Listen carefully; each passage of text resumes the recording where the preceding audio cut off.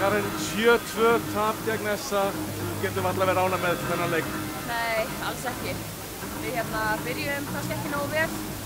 Svo fannst við aðeins keyra okkur í gang sko í seinni hlutanum. Svo dalaði þetta svolítið í þriðja, en við vorum líka óheppnar, við hittum þrisvar í stöngina og þær áttu líka nokkur frísamörk. Þannig að finnst kannski staðan ekki alveg segja jafnt hvernig leikurinn var samt sko, en drullu fúl. Það er sannarlega að draga á milli þessara liða. Þið unnið náttúrulega fyrsta leikinn og það hlýtur að hafa verið sætur sigur. Mjög sætur, við erum búin að bíða lengi eftir þessu. En það er bara, maður tekur bara einn leik í einu, þessi gekk ekki vel, þannig að við sjáum bara hvað gerum í fyrramálið.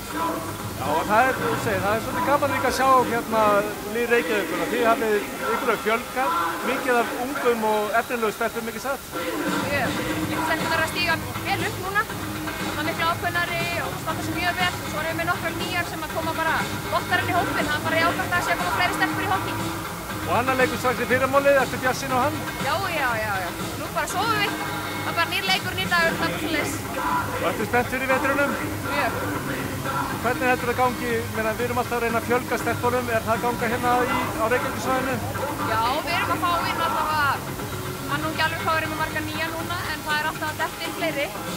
Þannig að bara hvetja alla stelpunir að koma að æfa í svona, það er gaman. Og svo er náttúrulega spennandi eftir áramótin heimsmeistaramót hér á landi, ekki satt? Jú. Það var bara allir að mæta, fjölmenni í stúkuna. Herðu, góður leikur hjá okkur og til hamingju með þennan dag þótt að það hafi ekki verið sigur undir það. Já, nýja treyjur og svona, þau eru ánægðar með það. Já, treyjurnar eru frábærar og merkið alveg sérlega glæsileg. Takk fyrir. Herðu, gangi ykkur vel. Takk.